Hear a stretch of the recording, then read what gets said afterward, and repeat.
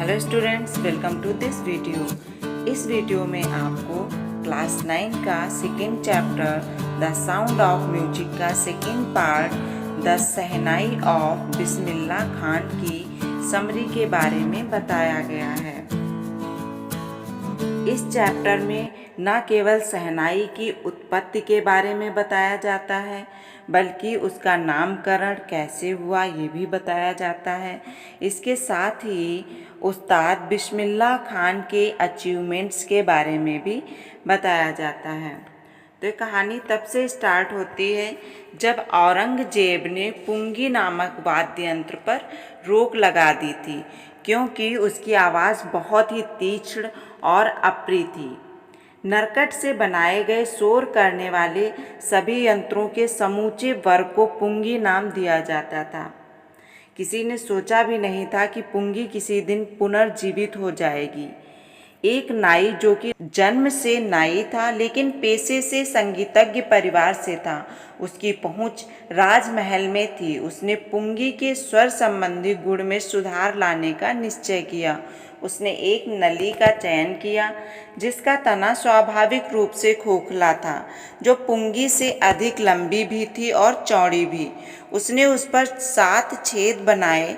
जब वह उसे बजाता तो इन छेदों में से कुछ को बंद और कुछ को खुला रखता था। उससे कोमल और सुरीली ध्वनि उत्पन्न होती थी।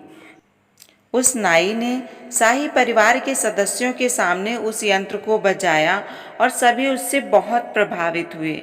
वह यंत्र जो पुंगी से बहुत भिन्न था, उसको कोई नया नाम भी देना था।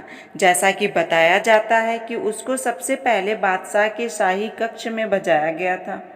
उसको एक नाई ने बजाया था, इसलिए उस यंत्र का नाम शहनाई रखा गया। शहनाई की आवाज़ को शुभ समझा जाने लगा। इसी कारण से शहनाई अब मंदिरों में और शादियों में भी बजाई जाने लगी। प्राचीन काल में शहनाई नौबत का एक भाग भी अर्थात राज दरबार में पाए जाने वाले 9 वाद्य यंत्रों के परंपरागत समूह का एक भाग थी। कुछ समय पूर्व तक शहनाई का प्रयोग केवल मंदिरों और विवाहों में किया जाता था। इस यंत्र को शास्त्रीय संगीत के मंच पर लाने का श्रेय उस्ताद बिस्मिल्लाह खान को दिया जाता है।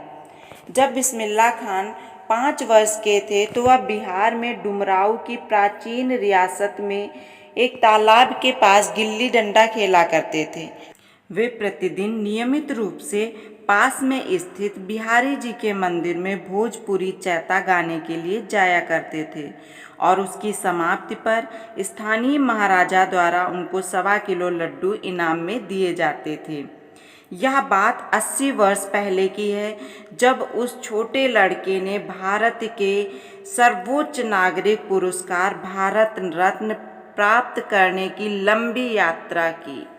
बिस्मिल्लाह खां का जन्म 21 मार्च 1916 को बिहार के सुप्रसिद्ध संगीतज्ञ परिवार में हुआ था।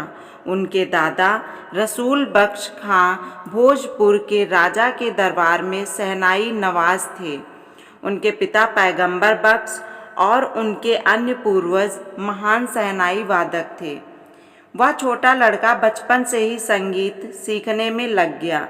जब वह 3 वर्ष का था तब उसकी माँ उसको वाराणसी में मामा के घर ले गईं। अपने मामा को शहनाई का अभ्यास करते देखकर बिस्मिल्लाह उस ओर आकर्षित हो गए। शीघ्र ही बिस्मिल्लाह अपने मामा अली बख्श के साथ वाराणसी के विष्णु मंदिर में जाने लगे, जहाँ बख्श शहनाई बजाने के लिए नियुक्त किए गए थे। अली बख्श शहनाई बजाया करते थे और बिस्मिल्लाह पूरे समय मंत्र मुग्ध होकर बैठे रहते थे।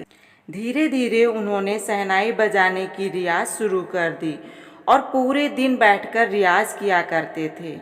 इसके बाद बालाजी और मंगला मैया के मंदिर तथा गंगा जी के तट पर एकांत में बैठकर वो अभ्यास किया करते थे।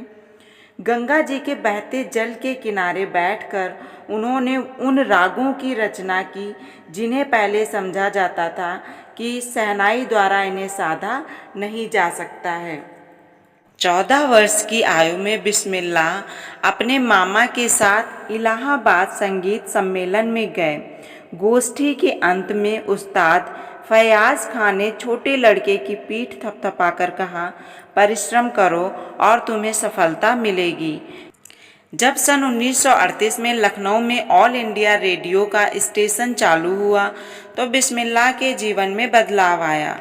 शीघ्र ही उनको रेडियो पर शहनाई वादक के रूप में सुना जाने लगा। जब भारत को 15 अगस्त सन 1947 को स्वतंत्रता मिली तो बिस्मिल्लाह खां प्रथम भारतीय थे जिन्होंने शहनाई के साथ राष्ट्र का अभिनंदन किया।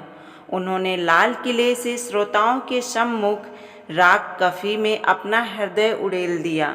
श्रोतागढ़ में महात्मा गांधी और पंडित जवाहरलाल नेहरू भी शामिल थे। बाद में नेहरू जी ने अपना ओजस्वी भाषण ट्रिस्ट विद डेस्टिनी दिया। बिस्मिल्लाह खां ने भारत और विदेशों में बहुत से स्मरणीय प्रदर्शन प्रस्तुत किए। सबसे पहले उन्होंने अफगानिस्तान की विदेश यात्रा की। वहाँ बादशाह जहीर शाह संगीतज्ञ पर इतने मोहित हो गए कि उन्होंने उनको बेशकीमती फारसी गलीचे और अन्य स्मृति चिन्ह उपहार में दिए। बिस्मिल्लाह खां को शहनाई बजाते सुनकर फिल्म निर्देशक विजय भट्ट इतने प्रभावित हुए कि उन्होंने शहनाई के नाम पर अपनी फिल्म को गूंज उठी शहनाई की संज्ञा दी। वह एक सफल और लोकप्रिय फिल्म रही। बिस्मिल्लाह खां की रचनाओं में से एक दिल का खिलौना है टूट गया पूरे राष्ट्र में कीर्तिमान तोड़ने वाला सिद्ध हुआ। फिल्मी दुनिया में इस विशाल सफलता के बावजूद बिस्मिल्लाह खां का साहसिक कार्य फिल्म संगीत में केवल 2 फिल्मों तक सीमित रहा। विजय भट्ट की गूंज उठी शहनाई और विक्रम श्रीनिवास की कन्नड़ फिल्म सनादी अपन्ना बिस्मिल्लाह खां को उसके बाद फिल्मी दुनिया की बनावट और चकाचौंध पसंद नहीं आई। पुरस्कार और सम्मान बहुत अधिक संख्या में और तेजी से प्राप्त हुए। बिस्मिल्लाह खां पहले भारतीय थे जिनको संयुक्त राज्य अमेरिका के प्रतिष्ठित लिंकन केंद्र पर प्रदर्शन करने के लिए आमंत्रित किया गया। उन्होंने मॉन्ट्रियल में विश्व प्रदर्शनी, केन्स आर्ट फेस्टिवल और ओसाका व्यापार मेले में भी भाग लिया। वह अंतर्राष्ट्रीय रूप से इतने प्रसिद्ध हो गए थे कि उनके नाम पर तेहरान में सभागार का नाम तहर मौसीकी उस्ताद बिस्मिल्लाह खान रख दिया गया। सन 2001 में उस्ताद बिस्मिल्लाह खान को भारत के सर्वोच्च नागरिक सम्मान भारत रत्न से सम्मानित किया गया। उस सम्मान को अपने सीने पर रखकर और अपनी आंखों में गहरी चमक बिखेरते हुए उन्होंने कहा, मैं कहना चाहता हूँ कि अपने बच्चों को संगीत सिखाओ। यह हिंदुस्तान की सबसे समृद्ध परंपरा है। यहाँ तक कि पाश्चात्य देशों के लोग भी अब हमारा संगीत सीखने के लिए आतुर हैं।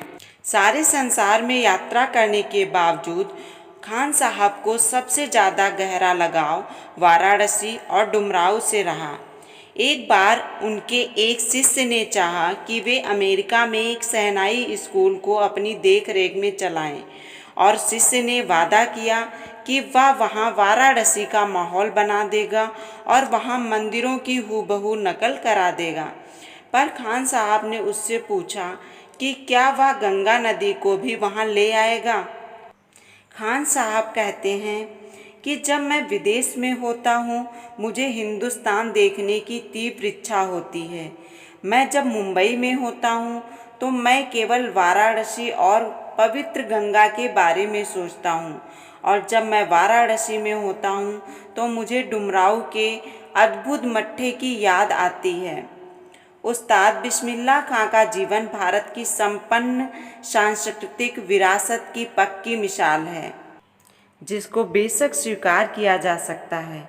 ओके स्टूडेंट्स, आई होप आपको इसका सारांश अच्छे से समझ में आया होगा। Thank you and have a nice day.